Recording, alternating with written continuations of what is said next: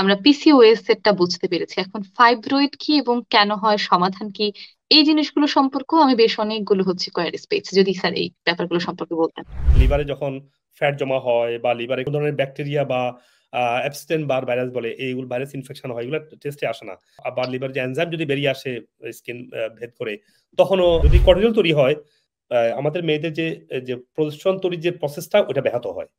কারণ আচ্ছা। ওই প্রিকারসর গুলোকে কর্টিজল বানাই ফেলে আর অ্যাস্ট্রোজেন বানাতে পারে না।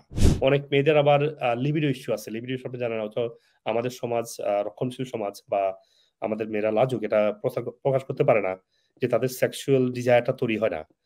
আমি দেখেছি অনেক হাজবেন্ড তার ওয়াইফদেরকে নিয়ে আসে আমার ক্লিনিকে। তো তারা বলে এই বিপদের মধ্যে আছে। তো এটা বেশি এক্সপোজ হয় না। তো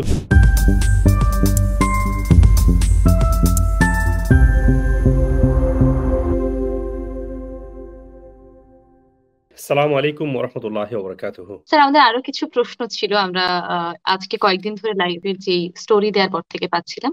আমরা পিসিওএস এরটা বুঝতে পেরেছি। এখন ফাইব্রয়েড কি এবং কেন হয়, সমাধান কি, এই জিনিসগুলো সম্পর্কেও আমি বেশ অনেকগুলো কোয়ারিজ পেয়েছি। যদি স্যার এই ব্যাপারগুলো সম্পর্কে বলতেন। অবশ্যই ফাইব্রয়েড মূলত হচ্ছে একটা টিউমার, তাই না? মনে রাখবেন তার তিনটা কারণটা বুঝলে আপনারা বুঝে যাবেন ফাইব্রয়েড কেন হচ্ছে। একটা হচ্ছে লিভার, আরেকটা হচ্ছে ইমিউন অর্গানগুলো, আরেকটা হচ্ছে হরমোন ইমব্যালেন্স। এখন হরমোন ইমব্যালেন্স মানে হচ্ছে মেয়েদের জন্য প্রজেস্টেরনটা কমে যাচ্ছে এবং অ্যাস্ট্রোজেন এবং টেস্টোস্টেরনটা বেড়ে যাচ্ছে। এটা আচ্ছা। হচ্ছে হরমোন ইমব্যালেন্স। আর এদিকে হচ্ছে লিভারে কি হয়, লিভারে যখন ফ্যাট জমা হয় বা লিভারে কোন ধরনের ব্যাকটেরিয়া বা অ্যাবস্টেন বার ভাইরাস বলে এইগুলো ভাইরাস ইনফেকশন হয়, এগুলো টেস্টে আসে না। আবার লিভার যে এনজাইম যদি বেরিয়ে আসে স্কিন ভেদ করে, তখনও এনজাইম পাওয়া না গেলেও লিভারের সমস্যা হয়। আরটা হচ্ছে ইমিউন সিস্টেম যদি উইক হয়, তখন আমাদের শরীর তার প্রয়োজনীয় কাজগুলা, ইমিউন সিস্টেম কাজ কি, যখনই কোনো ফরেন প্যাথোজেন আসবে এটাকে মেরে ফেলবে। ইমাজিন আপনার ইমিউন সিস্টেম দুর্বল, তাহলে ফরেন প্যাথোজেনকে মেরে না ফেলতে না পারার কারণে শরীর টিউমার আকারে, হ্যাঁ, হ্যাঁ, টিউমার ওইটাকে আকারে জমা লোকে করে। ধরে রাখে। তাহলে এই তিনটা কাজ করতে হবে আপনাকে। হরমোন ব্যালেন্সের জন্য কি করতে হবে? নিশ্চয়ই বুঝতে পারছেন যে রং খাবারগুলো খাবেন না, প্রসেস খাবারগুলো এভয়েড করেন। ইমোরি ইউনিভার্সিটি আটলান্টাতে আমেরিকাতে 2018 সালে একটা পাবলিশ করেছে যে যে স্ট্রেসের সাথে যারা টু মাচ স্ট্রেসে জনিত ইস্যু আছে বা ক্রনিক স্ট্রেস আছে, তারা টু মাচ কর্টিজল তৈরি করে। Too much cortisol, too much insulin নিয়ে আসে। এখান থেকে হরমোন ইমব্যালেন্স হয়। যদি কর্টিজল তৈরি হয়, আমাদের মেয়েদের যে যে প্রজেস্টেরন তৈরির যে প্রসেসটা ওটা ব্যাহত হয়। কারণ আচ্ছা। ওই প্রিকারসর গুলোকে কর্টিজল বানাই ফেলে আর অ্যাস্ট্রোজেন বানাতে পারে না। তো তাহলে স্ট্রেসের সাথে এইভাবে ইমোরি ইউনিভার্সিটি দেখিয়েছে সুন্দর করে যে কিভাবে যে স্ট্রেস হরমোন কারণে আপনার প্রয়োজনীয় মেয়েদের হরমোন তৈরি হতে ব্যাহত হচ্ছে।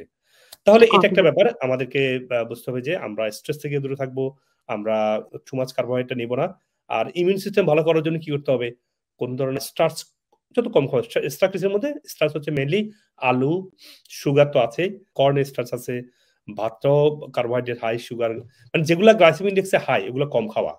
কম খেতে হবে। তো ইমিউন সিস্টেমের ভালো করার জন্য সানলাইট, স্লিপ, প্রয়োজনীয় নিউট্রিয়েন্টটা শরীরে নেওয়া, হ্যাঁ, শাকসবজি, ফলমূল প্লেটে রাখা, এগুলো হচ্ছে ইমিউন সিস্টেম ভালো রাখা। আর হচ্ছে লিভার ডিটক্স করার জন্য আমাদের অনেকগুলো মেডিসিন আছে। আর ইমিউনের জন্য আমি যেটা করেছি ইমিউন ভালো করার জন্য আমাদের হচ্ছে যে ইমিউন প্লাস। তো ইমিউন প্লাস হুম। মেডিসিন মধ্যে আমরা যেটা করেছি যে ভিটামিন সি, ডি এবং প্রয়োজনীয় প্রোটিন। তো এই সবগুলো যদি নেওয়া হয় তখন ইমিউন সিস্টেম অর্গানগুলো ঠিকমতো কাজ করতে পারে, ইমিউন সিস্টেম ভালো করবে। আর লিভারকে ভালো করবে, লিভার ডিটক্স তো আছেই, কমপ্লিট ডিটক্স বলে এটাকে। আর হরমোনকে ভালো রাখার জন্য আমাদের কমপ্লিট হরমোন আছে ছেস্টি প্রিমিয়াম। তো ছেস্টি প্রিমিয়াম দিয়ে একদম 100% সাকসেস আলহামদুলিল্লাহ সোফার, যে মেয়েদের আলহামদুলিল্লাহ। প্রজেস্টেরনটা বাড়ে। প্রজেস্টেরনটা বাড়লে অনেক মেয়েদের আবার লিবিডো ইস্যু আছে। লিবিডো সম্পর্কে জানা না, অথচ আমাদের সমাজ রক্ষণশীল সমাজ বা আমাদের মেয়েরা লাজুক, এটা প্রকাশ করতে পারে না যে তাদের সেক্সুয়াল ডিজায়ারটা তৈরি হয় না। আমি দেখেছি অনেক হাজবেন্ড তার ওয়াইফদেরকে নিয়ে আসে আমার ক্লিনিকে। তো তারা বলে এই বিপদের মধ্যে আছে।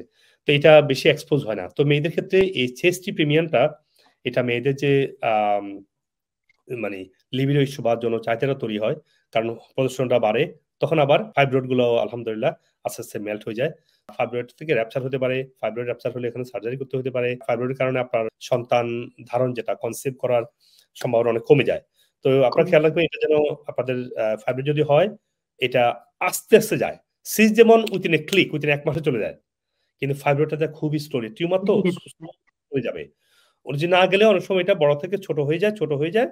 এটা আর ইনএক্টিভ হয়। কিন্তু যদি খুব বড় থাকে সমস্যা। আরেকটা জিনিস আমি টিপস দিই, সেটা হচ্ছে অনেক পেশেন্ট আমাদের কাছে আসে, বলে কি এটাকে সার্জারি করব? সার্জারি আপনারা রাইট ওয়ে করবেন না। যদি করতে হয় একটু পরে।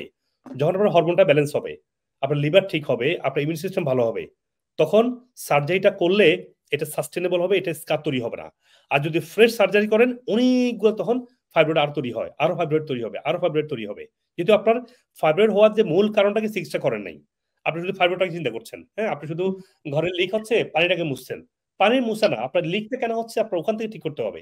সমাধান তখন গিয়ে করতে হবে তাহলে। তখন বা গিয়ে আপনার ফাইব্রয়েড হবে না। আচ্ছা, বাহ, বেশ ভালো একটা জিনিস আমরা জানতে পারলাম, একদম উদাহরণ সহ দেখতে পেলাম যে আমাদের থ্যাংক আসলে ইউ। মূল সমস্যাটা সমাধান করতে হবে। স্যার, আমি একটা উদাহরণ দিই এর সঙ্গে, খুব পরিচিত একটা জি, উদাহরণ বলা যায় যে আমরা বারবারই হচ্ছে ময়লা ছিল মুখে, কিন্তু বারবারই আমরা আয়না মোছায় ব্যস্ত ছিলাম, আমাদের মুখটা পরিষ্কার না করে, অনেকটা তেমন হয়ে গিয়েছে। সুবহানাল্লাহ। স্যার, দ্যাটস দর্শক, সো আসসালামু আলাইকুম ওয়া রাহমাতুল্লাহি ওয়া বারাকাতুহু। সবাই অনেক, অনেক ভালো থাকবেন, হ্যাঁ? আসসালামু আলাইকুম। বাই।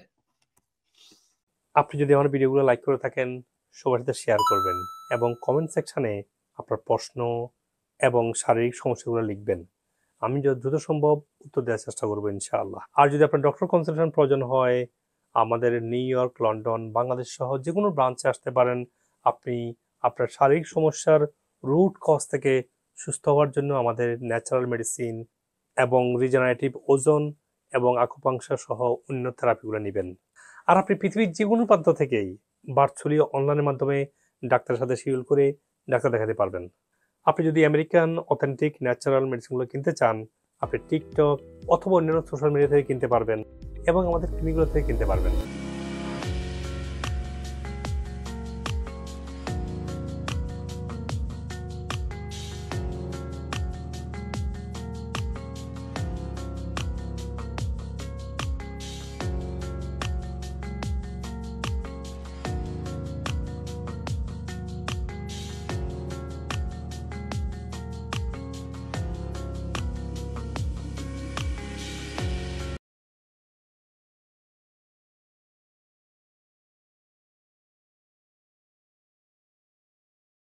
আপনাদের হরমোন ইস্যু হবে মানে আপনাদের হরমোন সাপ্রেস করতে হবে, হরমোন ইস্যু মানে আপনাদের হিস্টেরেক্টমি করতে হবে, ব্যাপারটা এটা না। হ্যাঁ, ওনার ইউটারাসে ফাইব্রয়েড ছিল এবং পিরিয়ডের সময় প্রচন্ড ব্লিডিং হতো এবং এই ব্লিডিংকে বন্ধ করার জন্য ট্রাক্সিল ওষুধ খেতে হতো প্রায় 9টি এবং ব্যথা বন্ধ হওয়ার জন্য প্রতিদিন প্রায় 3 থেকে 4 দিন খেতে হতো।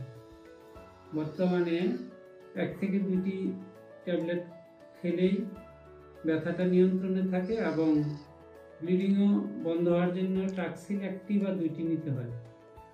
আর ওনার যে ফাইব্রয়েডের সাইজটা প্রায় অর্ধেক হয়ে গেছে।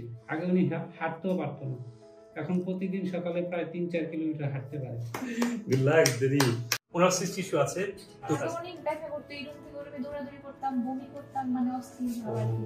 মানে আল্লাহর রহমতে এখন একটু ব্যথা নেই। একটু ব্যথা নেই, আলহামদুলিল্লাহ। আমি খুব খুশি হয়েছি শুনে। তো সুগারের মেটাবলিজমটা যদি একটু ইমপ্রুভ করেন, সিস্ট ইস্যু কমে যাবে।